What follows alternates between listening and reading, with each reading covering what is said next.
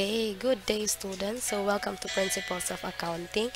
We will be employing the steps of accounting principles. Pag-create naman ng trial balance, this is the journal, no? Again, this is only one file. Meron lang tayong journal, trial balance, and ledger na sheets. So, ito yung journal natin. From journal, magpo-proceed ako sa ledger. Itong ledger natin, ito yung ating basis para sa paggawa ng trial balance. So, yung mga end na mga balances niyan, yan yung ilalagay natin dito sa trial balance, okay? So, since this is a normal debit balance, so yung matitira since hindi siya negative, so naka-debit to. So, we will indicate the account title, okay, cash,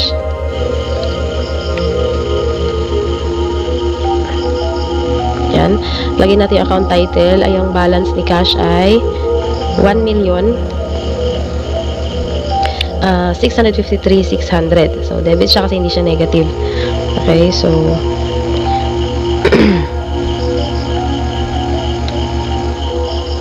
yan. Next account is proceed tayo kay inventory. Inventory naman natin, meron tayong inventory is a normal debit balance, so 32,000 since hindi siya negative, 32,000 is a debit. Okay, so kay inventory, debit si 32,000. Next is equipment.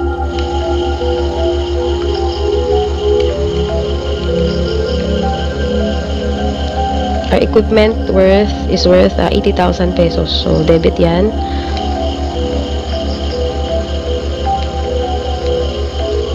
Ang balance niya. Next account is the account receivable. Ayan. Yung account receivable natin, 950,000 na lang. Okay. 950,000 na lang. Accounts receivable.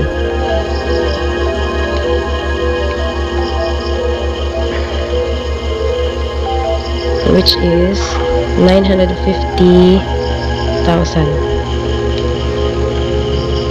Next account, prepaid rent.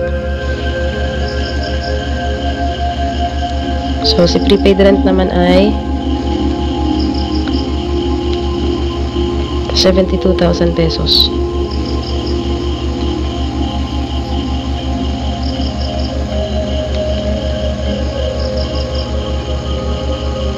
Okay, wala na. Payables are normal credit balances or mga credit to. Okay, notes payable next. Notes payable. So, 1.2 million.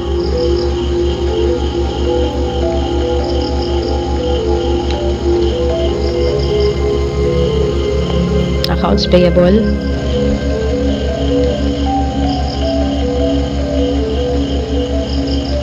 Normal credit balance again, so 250,000.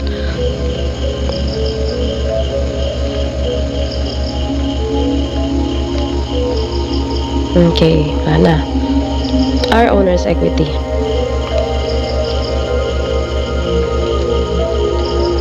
Is worth how much? 700,000. Normal credit balance, kaya sa credit natin yan ilalagay. Next is revenue. Mapapansin nyo, no? Itong mga account titles na to, these are shown sa balance sheet. Kaya kanina hiniwalay na natin yung mga expenses dito sa last kasi ito yung mga makikita sa income statement. Mina-minus kasi yan doon sa income para makita natin kung how much yung ating net income. Okay? Ito yun yung mga naiiwan. Yun yung mga temporary accounts rather. So, later on, we'll explain that further. So, for revenue, we have 1.5 million credit normal balance. So, for the revenue, we click the next is the cost of goods sold. Ayan, ito na yung mga expenses. Start dito sa cost of goods sold. Or COGS. Naka-debit to, di ba? Okay, normal debit balance yan since expense yan. So, lagay natin yan dyan. worth 818,000. Next is interest revenue. Oy, si interest revenue. Pagsunodin ko na lang to si interest revenue. Since yung pagkakasunod-sunod kasi nito kanina, based doon sa transactions. Mas maganda kung yung mga revenue, pagsunodin na rin natin. Para, okay, lagyan ko lang ng border. So, interest revenue, kita rin to ni Bethel Corporation. Okay, so since revenue yan, nasa credit yung 600. Next is salaries expense. So, debit yan, debit balance yan. Okay, so 55,000. Lagay din natin 55,000.